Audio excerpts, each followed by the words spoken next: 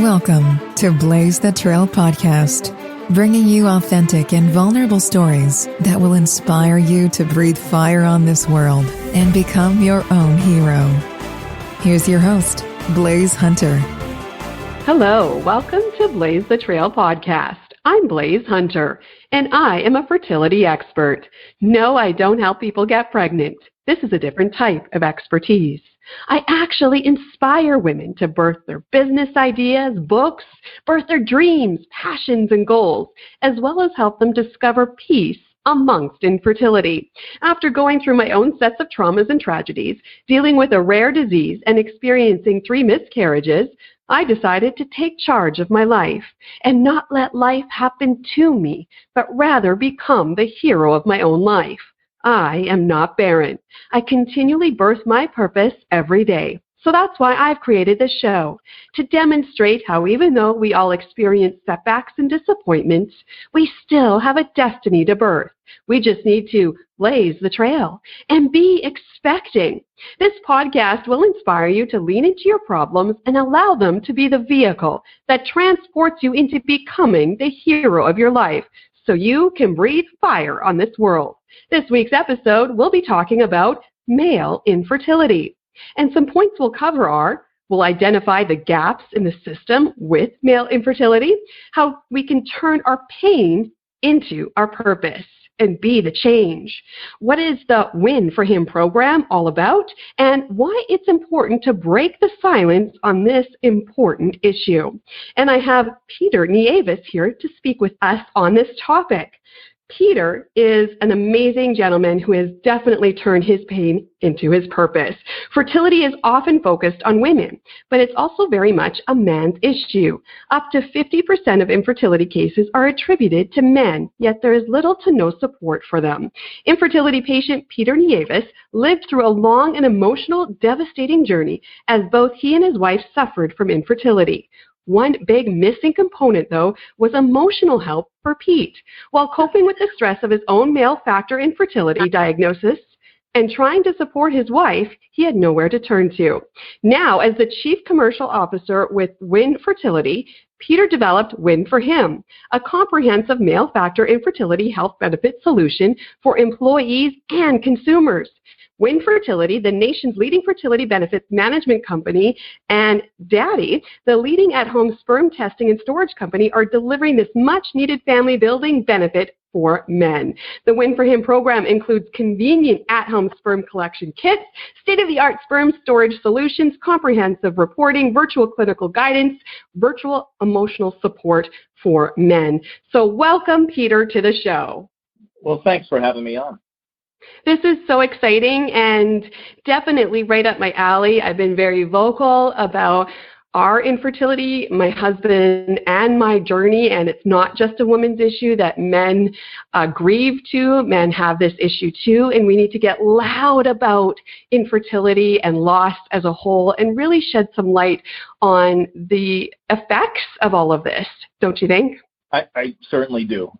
It's what's been interesting in being part of Win Fertility, and just for what it's worth, Win is, we go by Win Fertility, but Win is an acronym for Women's Integrated Network, and our focus has always, as you had said, been really on women. What was interesting, and I made a point some time ago, that we really are often not focusing on the men in the process. And having been there myself, gone, a very difficult journey that my wife and I went through. It's been through my own personal experiences that we've developed this program called Win for Him. Perfect. That's amazing to really, expand who it's reaching and encompass all, because we all are affected by it one way or another. So maybe if you could just explain a little bit more about your background and how you came into developing this Win for Him, and why are you so passionate about this topic? Yeah, so by background, I've been a consultant for most of my career, working with large companies develop their health programs. And, just by coincidence, it was probably 20 plus years ago that I had worked with a very prominent company that sells airline tickets online, and implemented what at the time was probably one of the first fertility benefit programs in the country. And it was, certainly unique. We worked with their health carrier at the time to put a program in place.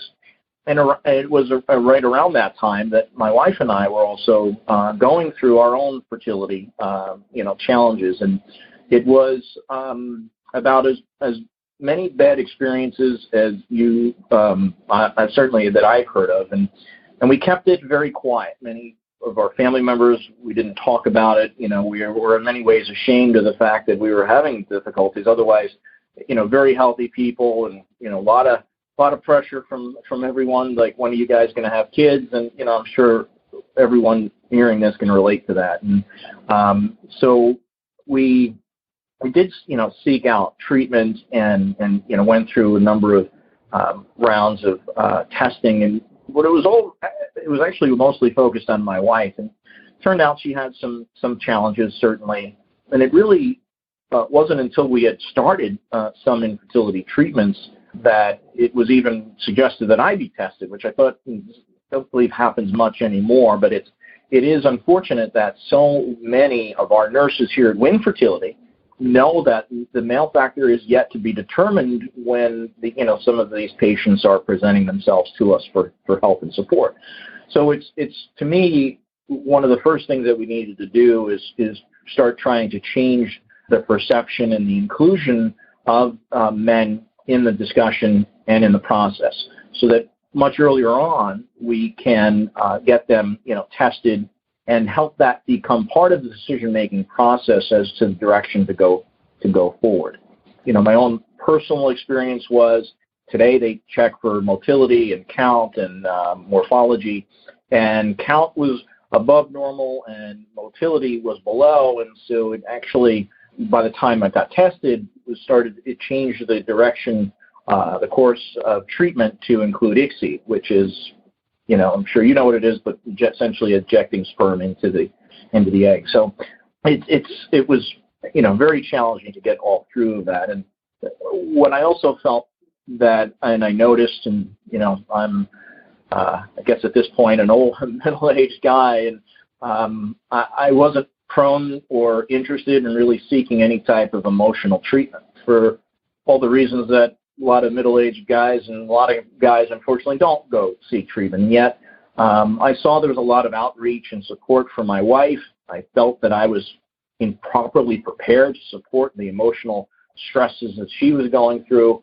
And having the opportunity to join an organization like WIN and share these experiences and then develop a program that actually touches on all of that, right? How do you increase the level of awareness? How do you improve the ease of testing and then support the emotional stress that the couple goes through, with an emphasis on the male who otherwise doesn't get much support. And that's what really Win for him is focused on. That's amazing. Like, I hope we can get that. Is it available internationally or so far in the United States? Because I would love that in Canada. We need that here. My husband needed that. I needed that. I know couples around the world and people around the world definitely need that access and that support and that kind of medical attention geared to this issue, don't you think? It's global. Perfect. It's certainly here.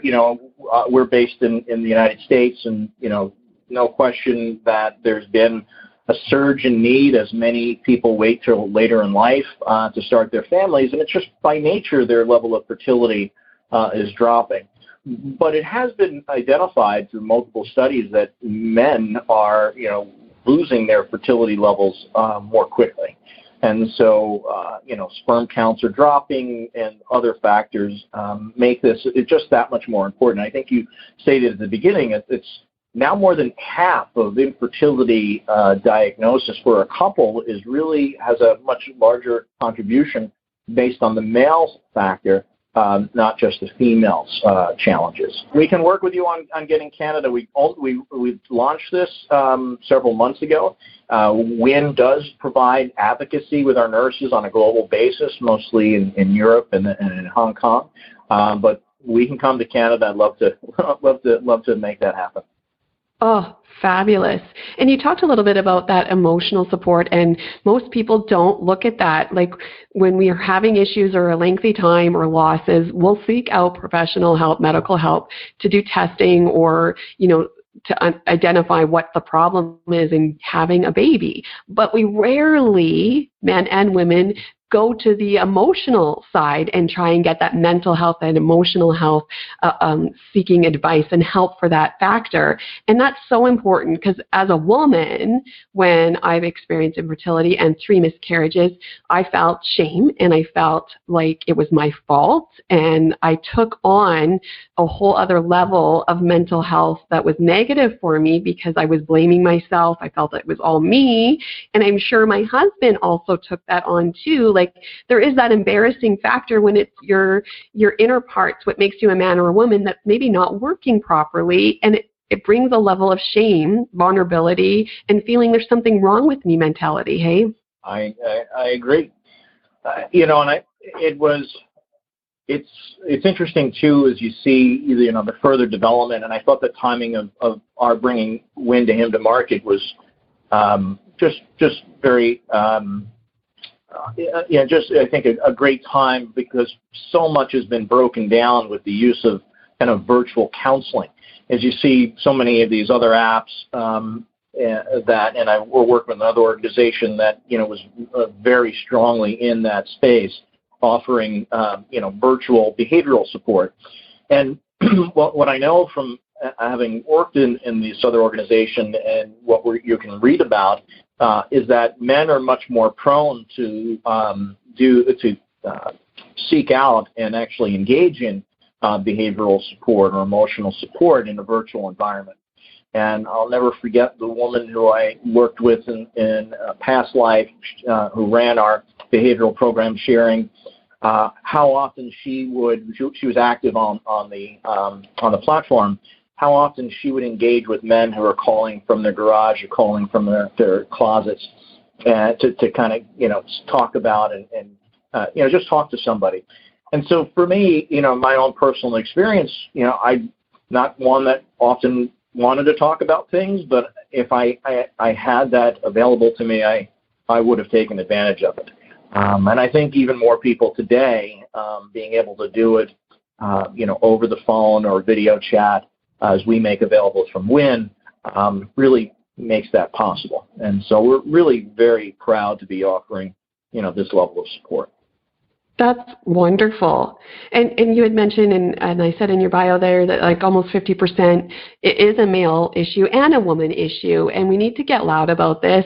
We need to identify where there are gaps in the system so we can bridge those gaps and, help generations and generations go forward in a better system, a better support system, a better result than feeling shame, lack, and no support. Let's bridge those gaps. So let's maybe discuss like some of your identifications of what the gaps in the system in your personal experience between you and your wife. And I know for me, like I've had 3 miscarriages. There was many gaps of first with bedside manner and empathy. It's very clinical and cold, and many doctors have never been through this themselves, so they see it every day, and there's almost a detachment, I found. So I've been really on a mission to educate the doctors, the nurses about the empathy factor, almost treating it as like a sexual assault victim. Like there has to be some sort of empathy there because this is very traumatizing for couples, and they don't know how to navigate it when you're in that mess. So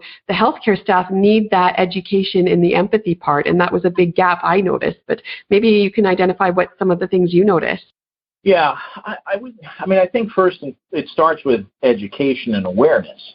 And so one of the things that we've done is we've continued to put additional content for those that are yet willing to engage either one of our nurse care managers or one of our behavioral coaches.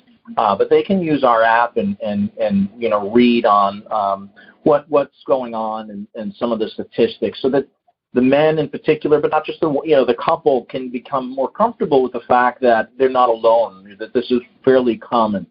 And I'll just share one thing. My wife has said to me, it's amazing to think that your focus every day is in helping people build their families, and it wasn't that long ago, you still couldn't talk about what we went through. And I said, I know. I said, but we would. It took us a few years after we did establish our family, and we do now have 4 kids, which is fantastic. But it took us years, and then we would have conversations with people and others. It became like this informal network where we would meet and talk with other couples and help them hear what we've gone through. And we often never shared everything we went through because we thought it would scare people. I mean, I've shared some with you, but we did go through some very difficult things. And but nonetheless, we did help. I think we helped people, gain comfort and and seek out education. And so what we're doing at WIN is trying to streamline that level of information through either reading it on our app or the opportunity to talk live with one of our nurses. So all of our nurses have a minimum of 5 years working in a clinic, and they can educate, and spend a lot of time that doctors don't often have to make sure a couple, or even just the male or just the woman, is educated on the things that they're facing. So that to me, the education is a gap that needs to be filled. And I think the statistics of what so many in our country are facing will help people gain comfort, particularly men, with talking more openly about it. We have for some time, but are now really pushing that the men join the consults with their their female partner, and be much more active in this process. So that's kind of filling that gap.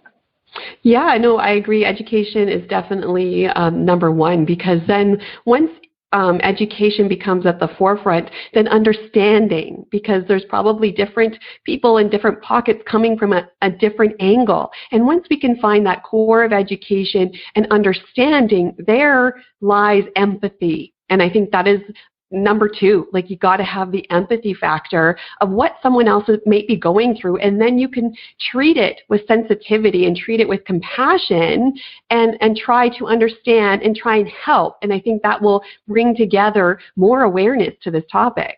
I think that's well said. I totally agree.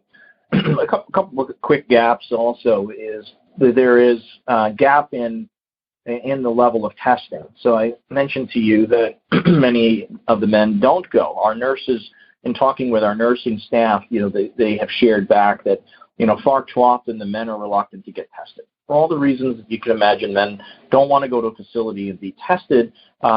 We felt that was, not something that we could solve very quickly with, education and, comfort on a national level.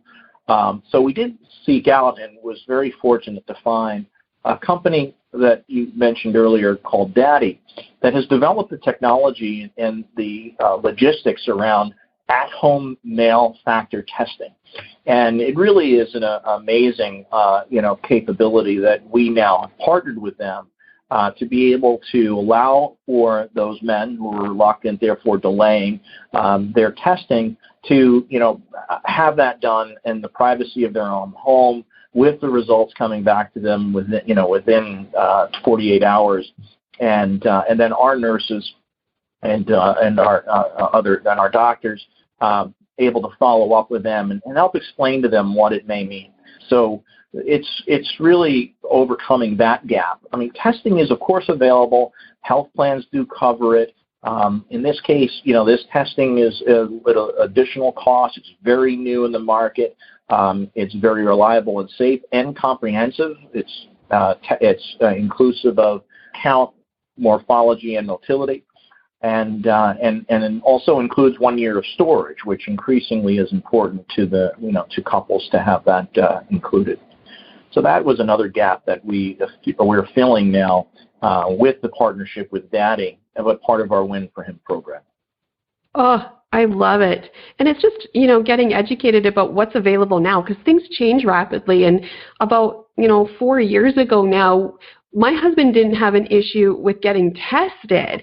Our issue was accessibility. We lived in a small rural town, and there was no facility that did testing where we were. So we had to go elsewhere. But because even 4 years ago, we needed, I'm going to share a funny personal story here, but, we need to talk about this, is that they needed fresh sperm. They needed it within an hour at the facility. We lived further than an hour from there.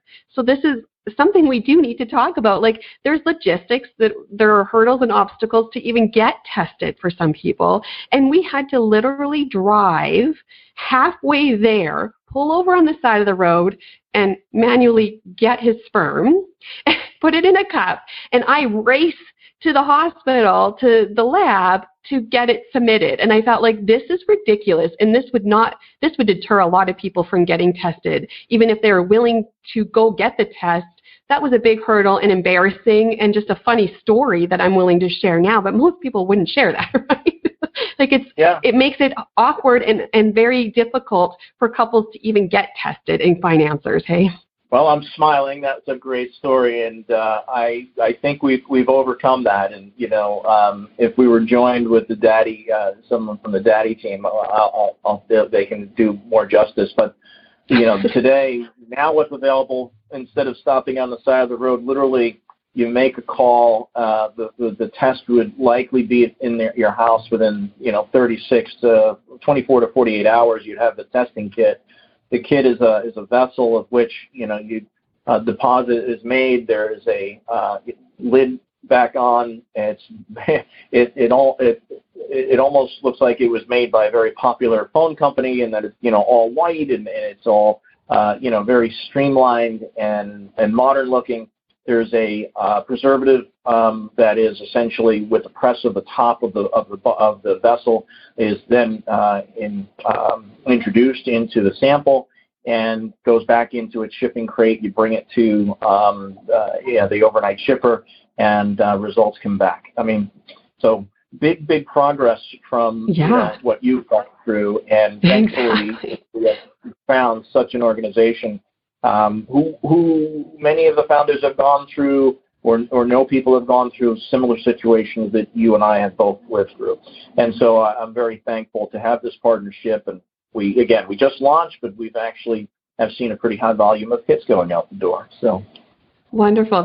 You're doing great work, and I'm just applauding your passion for this topic. And that leads me to my next point, where usually I say that our pain is our purpose, and we channel that pain and don't sit in that, because that could be years of depression, years of mental health issues, and we have to somehow channel the pain and make it our gift, rather than such a painful experience for the rest of our life. Like, be the change, turn it around. And so you have been through this. This isn't something that you're just working towards. You've actually been through all of this challenge, the infertility, you've experienced pregnancy loss and all of that with your wife. And so what made you turn it from all of that pain that you went through and loss and frustration to becoming this advocate? Well, when you go through the experience that we went through, and we lost twins, we had other losses. We went through 6 cycles. We went through, it was not a covered benefit at the time that we went through it. And so we went through everything we had dollar-wise. The emotional toll was significant. And, where we figured it out, but unfortunately I know too many couples that didn't. Many couples we spoke to weren't able to figure it out. My wife and I were able to take this pain and recognize what was kind of driving us apart, right? She felt guilty. I felt guilty. But it made us actually become closer. And we kind of put our heads down and we talked about things that now we also do. And I didn't mention this earlier, but, when we also do surrogacy support as well as adoption support. And we gained comfort that if we couldn't have our own biological children, that we would do this. But we grew closer through this process. I saw the strength that my wife was able to gain through knowing that I was there for her. So, that was painful, and we wound up, and I'll kind of share a funny story too. So we wound up having my first son, whose twin sister did not survive. We wound up then having a set of twins, boy, girl, who are currently sophomores up at UConn, and then it was 6 months later, and we hadn't been out, and this isn't a stop on the side of the road story, but we were had not been out to dinner or a movie, and so but we were renovating our house on top of all of these things, and we were running out. My wife hits her foot on a piece of wood I had leaning up, and went to dinner, and she's hobbling out as we were trying to get to a movie. I sit her down, I take off her shoe, and it was clear she broke her foot. So I take her to the hospital, and we are there, and she's like, well, we're going to have to do an x-ray. You know, are you late or are you pregnant? And my wife's like, well, I'm late, but I'm always, you know, she shared how she's often, not to have a typical cycle. And she says, so I'm definitely not pregnant. It's just late, had to do the test anyway, pregnancy test. And about 15 minutes later, young nurse swings open the screen and waving this stick and said, congratulations, you guys are going to have a baby. So our last one happened naturally. So, oh, wow. Yeah, that was interesting. So, that was our fourth. We, when she was born, we had 4 under 4, and it's been it was a very difficult experience, but we turned it into something positive for us. A few weeks, we're going to be married 28 years. We have 4 wonderful kids. And, and once the stress was off, we like to think that that's why we had the 4th without any additional support. That's amazing. And so, yeah, that's inspiring that you turned it around, you drew closer, because so many couples, when they go through these devastations, losing children, losing babies, having years of infertility, it strains a relationship. It is a big strain. And some marriages and some relationships don't survive it because we deal with things differently and we tend to pull apart rather than pull together. And it's being loud about this and talking about the challenges of it, the challenges of a relationship, and how to bring it together and how to channel it rather than separate, because we are stronger together and there is love there, and we just have to learn how to deal with these tragedies and these, setbacks and work together to move forward and learn from it and grow as better people and be an advocate, because the world needs our stories. The world needs our pain to know how to push through their pain. And so that was how I developed my footprints in fertility and pregnancy loss support initiative. I was just tired of feeling like not a good enough woman, that I couldn't get the job done, and feeling, so full of shame and lack and blame that I was like, this can't be my life. I'm in my 30s. Is this how I'm going to feel for the rest of my life? So I just thought, you know what, I'm just going to start talking about it. And it just blew up from the amount of women and men that just needed a voice to say, hey, I'm in this too, and it's safe to talk about it. And I created an atmosphere that was safe. And it just created a domino effect of people coming out of the woodwork and saying, hey, yeah, me too. And there's a camaraderie there, there's support, and there's a whole community of people going through this struggle, and we're learning how to navigate it together and learning that it's okay to talk about and break the silence and talk about our babies and make them count. So that's been part of my mission, that I lost 3 and I made them count. And I created a memorial in a park, and we'll always remember them, and they will be the driving force in me bringing this topic to light. So that's me turning my pain into my purpose. And, I just applaud you, Peter, for doing the same, and you and your wife. And this is just a fantastic thing that you're doing. Well, I certainly appreciate all that you've done and putting together, this podcast and the other things that you've certainly done to dedicate to, raising awareness and helping others. It is interesting. It is interesting how many people we're able to help here, and it is certainly everyone listening should know. And there are just so many people that go through it. There's definitely resources available, and there is hope. There is certainly hope, and if it's not a biological child, perhaps completely, then surrogacy is an option. Of course, that's not inexpensive. And of course, adoption. So, there's so many ways to define the family, but, what I think ultimately we went through is it was going to be the 2 of us, and we figured it out. Mm-hmm. And now we are hoping, and my focus is to make sure that what we learn through that process is supported by the services that we currently have here at WIN, and we're exploring other ways that we can continue to help couples or singles, same-sex couples, opposite-sex couples, whatever, anyone to build their family in whatever means possible. Yes. And so you have talked a little bit about the Win for Him program. Let's get a little bit more in depth. What is it all about? Who can access it, and how can people get their hands on this? So the Win for Him program is really about three pieces. It's about the education that we're providing. It's access to the nurses, our nurse care managers, again, very experienced in fertility clinics. All are, our own nurses and on staff, and they make themselves available to consult through this and all of our solutions. It is about at-home testing with our partnership with Daddy, really very important, to, again, increase the level and the rate by which men are tested, across the world. And then, of course, that emotional support. Those are really the three things: is education, testing, and emotional support. You can anyone who WIN originally started 21 years ago, so we're not a new company. We've been around doing this for a very long time, and it originally started with a direct-to-consumer solution. And our founder and CEO feel very strongly that we continue to offer direct-to-consumer solutions. So while many here in the U.S., especially, health plans are purchased by employers, many of our clients are the employers that want to offer this benefit to their employees. Or we're integrated in with a number of the health plans themselves that offer us, to their employer clients. But you can get them. Your employer increasingly is offering our services.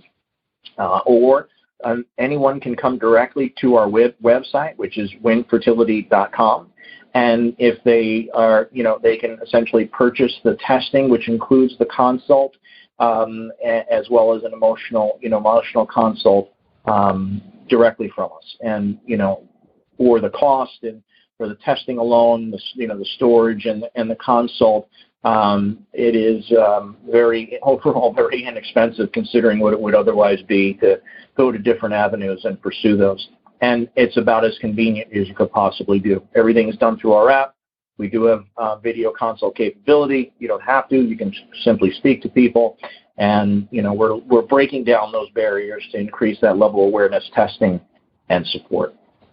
Oh, you've been such a trailblazer in this whole area. That's just fantastic for people that have been a little bit weary or ashamed or silent about this.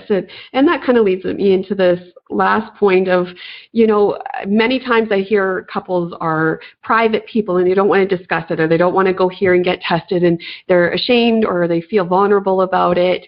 And it is a vulnerable subject, but I think we are working towards breaking those silence barriers, and maybe just share why it's so important to talk about this, to share your mission to bring this to light and break these silence barriers on infertility for men and women, and bring awareness to this. Like, why is it so important?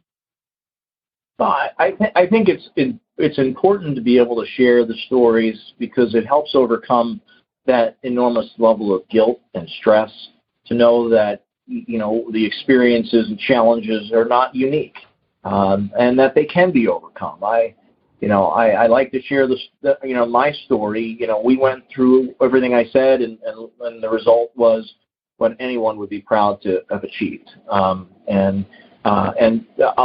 grandmother was very interesting at the time. She's now passed, but she said, she goes, I didn't ever wanted to say it when you're going through it. She goes, maybe you were always just so impatient, because look, now you're not stressed and everything just turned out, and now you had your fourth as a result without any, interventions. And in any event, I think it really, stress is a big part of it. Guilt is certainly, I think, not something that anyone should be feeling, because, in most cases you can overcome it. There's just so many. Just need to make people aware that the support is available, and that if they stay focused, again, they can go so many routes to build their family and enjoy their lives. So, it's awareness and education is a big part of it to overcome those emotional challenges, I think, first and foremost, and then that will help overcome the physical ones. Exactly. And, I often say that, mental health was, silent for so long. Now it's gaining momentum to be more loud about mental health, emotional health. And so it's the same with infertility. And it's about, turning up that volume and being brave to be even just a little vulnerable and just letting that awareness be out there so we can help each other. We're not alone. That's my catchphrase with my Footprints program is you are not alone. We're in this together. There's support. There is that community. So let's just start taking one step towards being louder about this topic and not hiding it behind these silence curtains and layers anymore, like getting loud about it and really helping the world know that there's not something wrong with them. This is a topic and an issue facing many people around the world, and it's just something we can conquer by getting loud about it, right? I agree. Well, we're there with you, and we're getting the word out as fast and as broadly as we can. Fantastic. So if anyone has any questions or just like to reach out to you, is there any way people can contact you, Peter? Sure. They can always reach me. You get to our website is winfertility.com. But they can always email me directly, which is peter.nieves@winfertility.com. I'd be more than happy to help. Wonderful. I'll provide the links too once we post this podcast episode. And so thank you so much for joining me. Is there anything else you'd like to add or any next steps you're working on? Well, we do have a number of solutions that we're focused on to be more holistic for even those that maybe aren't seeing the fertility challenges, but there's things related to having families and getting back to work. There's, other stresses and managing that work-life balance. And so in the future, expect WIN to continue to focus on, making our service available for, everyone building their family and then parenting after that. So a lot to do in this space, and we're really, really happy to be able to help the way we do. That's just fantastic. Thank you so much. I've just appreciated this conversation, an open dialogue about this issue for men and women. And just some recap of what we talked about. We identified some of the gaps in the system with infertility, men and women. And it really starts with education, empathy, and testing to bridge those gaps. We talked about how we turned our pain into our purpose. Both Peter and I have experienced loss and infertility, and we channeled our pain and became advocates for this cause. June is Men's Health Month. And so this is a perfect time to talk about male infertility and cover it because that is a health issue and an emotional and mental health one. So it's great that we can cover this topic in the month of June. And we talked about what the Win for Him program is all about, and it gives access all around the world and why it's so important to break the silence on infertility and just be loud about it and really create a wave of communication, of open dialogue on infertility for men and women. So thank you so much for Peter coming on the show today. Thanks for having me. I really enjoyed the conversation. Awesome. That's it for this week's episode. Challenge yourself to be vulnerable, lean into the difficulties, and have those open conversations so we can rise up as our own heroes and let us breathe fire together. Thanks for listening. I'm Blaise Hunter. You've been listening to Blaise the Trail with Blaise Hunter. To learn more about how you can breathe fire and unleash the hero within, or to listen to past episodes, visit blaisehunter.com.